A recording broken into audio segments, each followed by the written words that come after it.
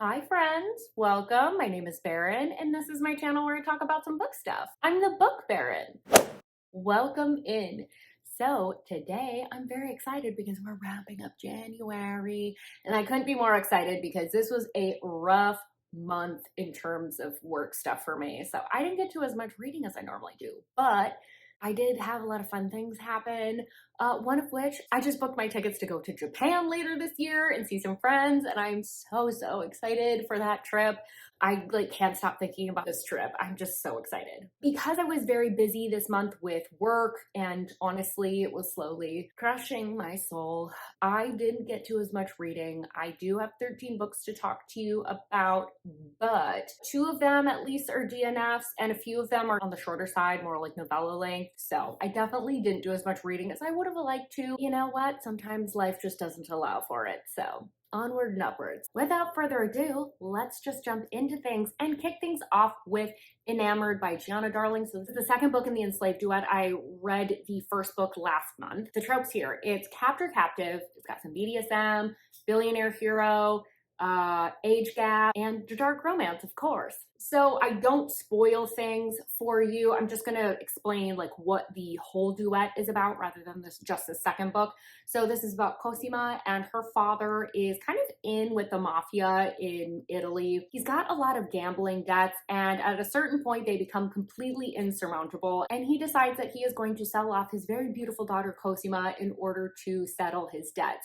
So for 5 years, she is going to be under someone else's control, and after that time, the debt will have been paid. So she ends up far away from Italy, her homeland, and she is now in England in the home of Alexander Davenport. And he is a man that really likes control and needs her to obey his every instruction. So this is the second book. The first book I thought was pretty good. I think I rated that about a 3.5. I liked this better than the When Heroes Fall duet or the Anti-Heroes in Love duet. I liked it a little bit better than that. This was a little bit more my speed. This second book though really tanked for me, which was really disappointing. I really hate when my characters in a duet or in a series are separated for significant periods of time, because it feels like that's used only to draw out the timeline and not rush the relationship too much. And I usually get a little bit frustrated because I don't see the point in having the characters separated very often. I did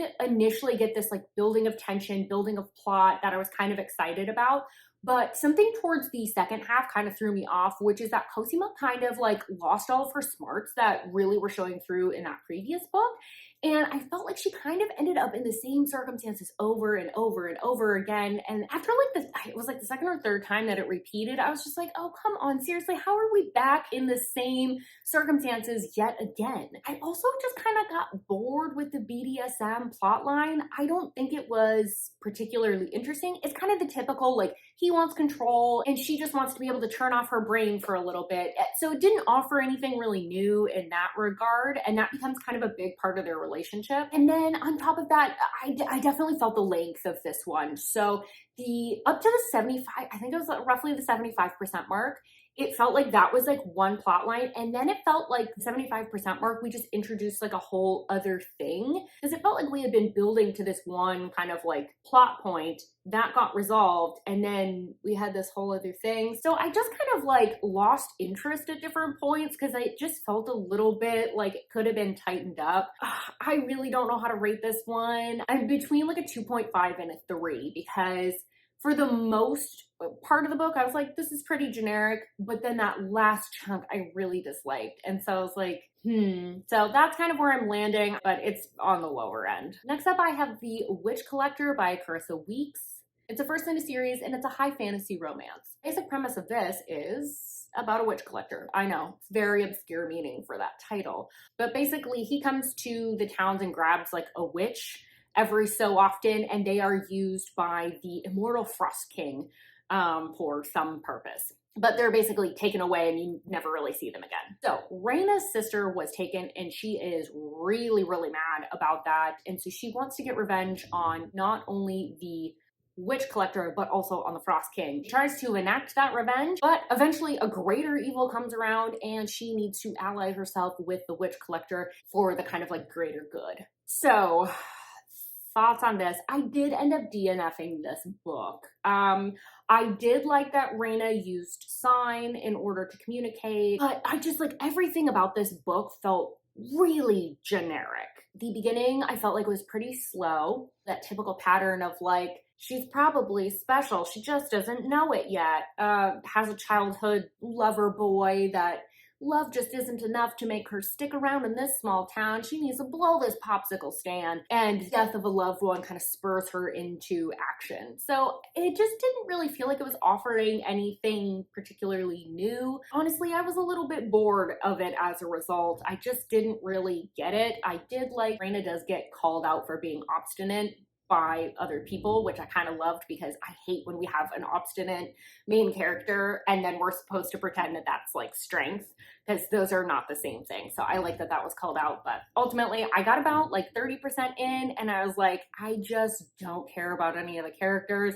I didn't even really understand what we were doing, like where we were trying to go. Like they were on the road at the time that I kind of tuned out, and I didn't really get why we were on the road. Like I didn't really know. So I was just kind of like, you know what? This just isn't for me, and that's okay. Next, I have Sacrifice by Rhea Watson, and it's an Omegaverse shifter romance. So the premise of this is that the heroine has just graduated like an academy for Omegas, and she's class B, so she's not like the most specialist or the most fertile, but she's like pretty high up there. So she feels like she's going to have a lot of choices coming out of that.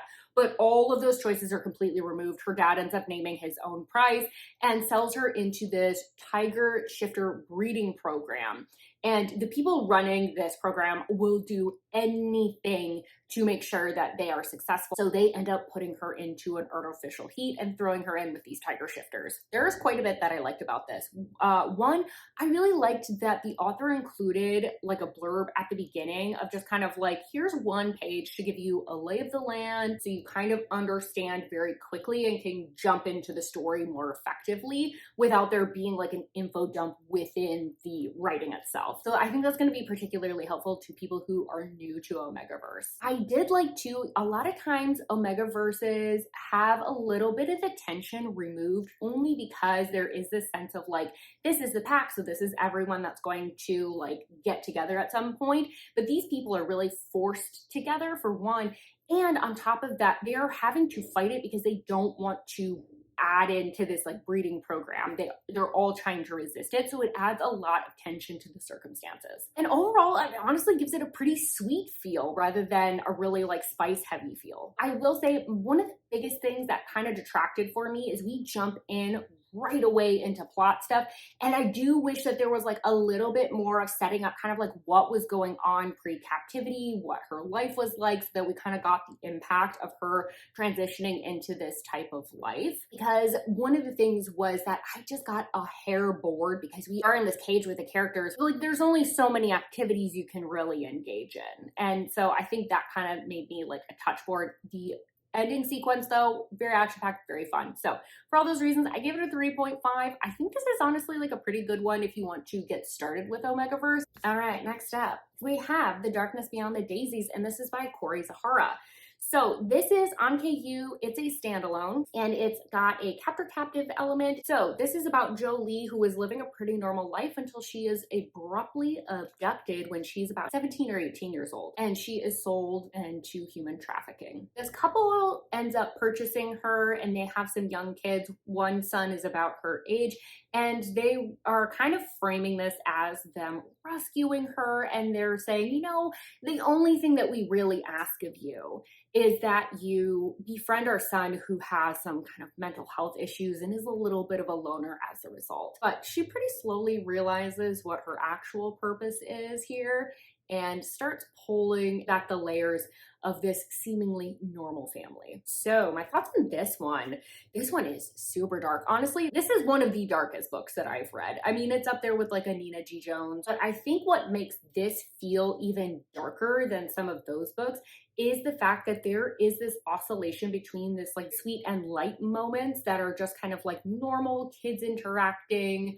or normal couple moments, and that is interspersed with these very, very dark and heavy scenes, and it makes those scenes feel so much darker because you do have that contrast. I think that her background in script writing and interest in horror and thrillers really shows through in this, because this almost reads like a domestic thriller or horror type of book. It's really fascinating too, seeing her kind of pull back the layers of this family and really like she kind of pulls on a thread and just like finds more and more and more. I think Corey Zahara kind of did a really good job of having you understand how these characters came to be, and that there is some complexity to each of them. So they might initially feel maybe like they're mustache twirly, but then you come to learn like some of the trauma that informs that, or pivotal moments in their life that really informs why they are like that. I also really loved that she was able to capture these kind of like little moments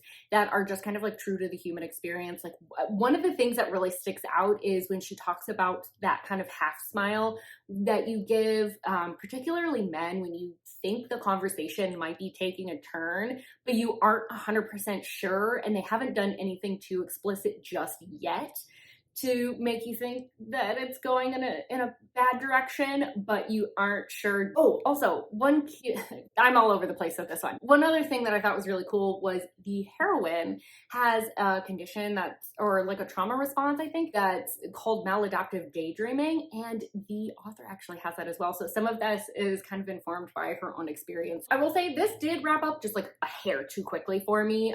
There's like the last couple of chapters, I was like, wait, slow down. What, where are we going? Outside of that, I'm gonna give this 5 stars. I absolutely loved this book. This is one that's like definitely kind of sitting in the back of my brain that I've been thinking about quite a bit. And this is how you can tell that I was all over the place. I just had to cut 10 minutes of footage of me just staring at the formatting of this book. I was in a great headspace this day. Can't you tell? All right, next up we have a little bit of a wild card. Tell Me I'm Worthless by Alison Rumfitt. So this is a standalone, and it's like a gothic horror, heavy LGBT focus. The premise of this is that 3 years ago, Alice, who is a trans woman, went into a like abandoned / kind of like haunted house with her friends Isla and Hannah. But Alice's life has kind of been spiraling out ever since.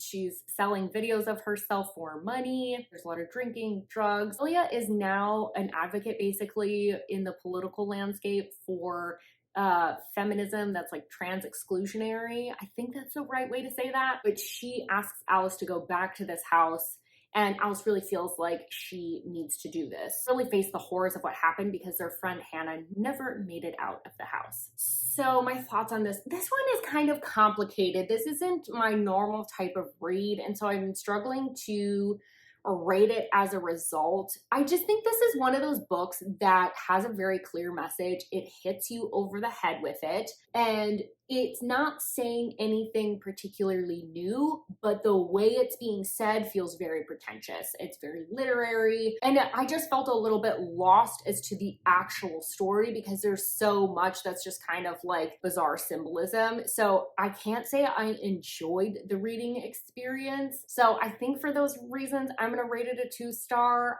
I think that there's definitely an audience for it, but I'm not it. Next 3 are from a vlog, so I'm gonna be a little bit more brief, and I'll also link the vlog and the cards here for you. But I read a bunch of low-rated books that were on my existing TBR. So first up, we have the worst rated of the bunch, and that's 8 Days for Salvation by Yolanda Olson. This is a standalone on KU. It's a novella, and it's more of it's horror. Sometimes people will talk about it as if it's dark romance. It's not dark romance. This is a horror. The premise of this is that the main gal has been taken captive, and she's been imprisoned for many years. She's basically been taken by a serial offender who is kind of like Criminal Minds style, like stealing a bunch of women that he's kind of deemed unworthy in some way. They're sinning, and he holds them captive and tries to save them. She is the last one of the bunch, so she's kind of his favorite, and she has 8 days to gain her own salvation. So very brief thoughts on this. This is not going to be for most people. It's more of like extreme horror. It's very twisted. Some of the stuff is very gross. Some of it's like not believable because it can't happen. But honestly, this is easily the grossest book I've ever read. The writing's pretty okay. I just didn't really find that the twist at the end really explained everything for me. It kind of didn't, like, it tracked for the main gal's story, but it didn't explain his kind of like grander plan of like adding all these women to his collection. I wasn't super sure. It seems to be a book that's talking primarily about domestic violence and abuse and kind of the impact on people, but there is some nasty bits in there. If you want to see my full reaction, I have the vlog. This was pretty gross. Next up, I have Hitch by Lauren Beale, and this is on KU. This is the second in a series of interconnected books, and it's a dark romance with captor-captive elements. So this is about Lex. He's an escaped prisoner, and he is a documented sociopath. So he is trying to get away from this prison, and he ends up hitchhiking slash carjacking a woman that stops to pick him up, and she's kind of got her own stuff going on, and we peel back the layers on that as well. But it's basically them kind of on the run together and her slowly kind of bonding with him and falling in love. So I thought this was decent. It's not my favorite from Lauren Beale by any stretch, but I don't think this is bad. For me, I think the big thing was the relationship just moved a little bit too quickly for me, where there was a lot of declarations very early on, and I just felt like that happened a lot quicker than I actually felt it. And then I had like a moment around the 50% mark where I was kind of like, oh, I kind of get why these two are into each other. But then it didn't really progress past that point. So I was just like, oh shoot, like I just wanted a little bit more done with the relationship, because I can tell based on the epilogue that Lauren Beale has put in some research and knows how this bonding should happen. I just don't know that it quite played out in the way that I think it maybe should have. And I think part of that is just because I struggled to get into Lex's headspace a little bit. I didn't fully understand his thought process on things. So I did rate this 3 stars. I think it's a pretty solid book. I think if you like Lauren Beale's more thriller stuff and you're okay with a completely irredeemable hero, then this will work just fine. Next up, I have Captive of Wolves, and this is by Eva Chase. This is on KU. It's the first in a series, and it's a why choose. Is it paranormal or high fantasy? I guess it's kind of both. This is about a gal that's been in captivity for many years. She's very ill-treated by her captors, and they kind of come and take her blood every once in a while. So that's kind of the thing that they're keeping her alive for. So she decides to make her grand escape one day, and unfortunately runs into some people that are trying to find this serum. They end up giving her a little sniff and realize that the serum has something to do with her. So they end up taking her captive from her original captors. So my thoughts on this. I think the setup of this is really cool, and maybe it gets a lot more fun and interesting in the next books in this series. But this first book, we get almost no answers, no progression towards answers, no explanation of anything. It's mostly that setup happens, and then they are just in this manner, kind of sitting around and waiting to figure out like what to do with her. Nothing really happens. It's just them wandering around the house, making pastries together, her just having solo scenes in front of everyone. Actually, interestingly, this has, I don't think, any like proper like penetrative. Why can't I say that word? Penetrative. What is going on with my brain right now? But it's like none of that type of spice. It's other stuff. Wow, so helpful, so descriptive. Do you guys know what I'm talking about yet? Good Lord. Which I thought was kind of odd. But it's just these 5 people hanging out in this house, and they're trying to figure out like what their next political move is. Ta-da! I think this probably should have been combined with book 2, but I haven't read that, so I don't know that for sure, but that's how it feels. So I give it a rating of 3 stars. It's fine. There's nothing super horrible about it. It's just like the pacing is super weird. Next up, we have Below the Pulse by C.L. Menegan, and this is the 3rd in a series of interconnected standalones. This is a series of rock star romances. In this one in particular, there's a little bit of an MC spin, and it's got like a dark thriller romance type of vibe. The premise of this is that Cherry's life has been pretty dramatically altered when she's much younger. Her parents end up in a car wreck that she's also part of, and she harbors a ton of guilt because she survived and her parents didn't. But one day she's just kind of going about her business in her hometown as normal, and she ends up running into a rock star named Harlan Graves. He is the bass player for Chasing the Storm. He's in town visiting his family and his local MC that they're involved with. While they're having kind of like a special moment, a special time, it just feels like maybe things aren't meant to last. Harlan obviously physically can't stay in the small town, and death is coming for Cherry once again. So my thoughts on this. I am obsessed with this book. I really, really loved this. I can't believe that more people haven't read this book. Like, it's seriously so good. And the second book is coming out this upcoming month on February 11th. So like, this is my say, please go read it. It's so good. But I liked that for a rock star romance, the focus wasn't on him being famous or him being part of this MC. These are just things that happen to be part of his identity. So it's not like super focused on those types of tropes. And with Cherry, I really loved that the PTSD and trauma continues to play out throughout the book, and is done in a very raw way where you can tell that she's had some disruption in her healing process with the trauma that she's really been through, and that there's still some unresolved issues. She just has all these little moments where you just really feel for her too, because she's like wanting to, you know, not get herself too involved with Harlan because she really feels like things can't work. So she sort of self-sabotages, and even though Harlan can see through it, he can't get her to really be vulnerable and just ask for the things that she wants, because she's simply just not ready. One thing that I think the author really excels at is very quickly explaining body language, so you get the nonverbals, which I think makes the emotions feel more intense as a result, and it's also really easy to picture the characters in their head, and it makes their interactions feel very realistic. My only gripe about this is that Cherry pees her pants a whole bunch towards the end of the book because she's going through some rough stuff, but that's neither here nor there. I am giving this 5 stars. I absolutely love this book, and I can't wait for the second one to come out. Next up, I have Hate and Liar, and these are both by Tate James. These are the first 2 books in the Madison Kate series. These are Why Choose Dark Romances New Adult, I think. So basically, Madison Kate is the daughter of the mayor, and he's got a lot of political aspirations in their small town of Shadow Grove. She ends up going to a fight night, and it ends in bloodshed, and someone has to pay for this, and she gets set up by some guys to take the fall for it. Her father decides that he's going to make an example out of her, kind of keep his political image, so he ends up sending her away. Some other circumstances have arisen, and she's now back in town and ready to get some revenge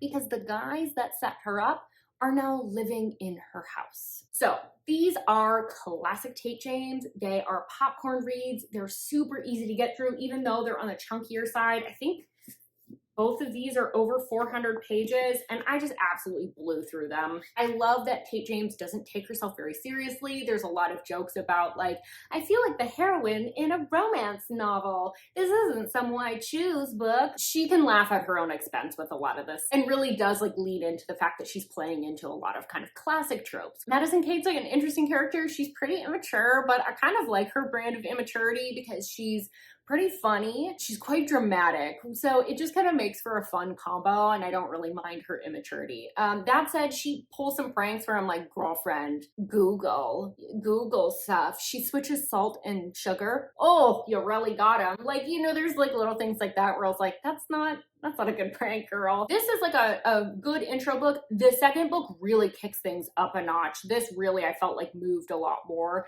than this book initially did, because this kind of like started out strong and then slowed down quite a bit. This one is pretty strong, I would say, most of the way through.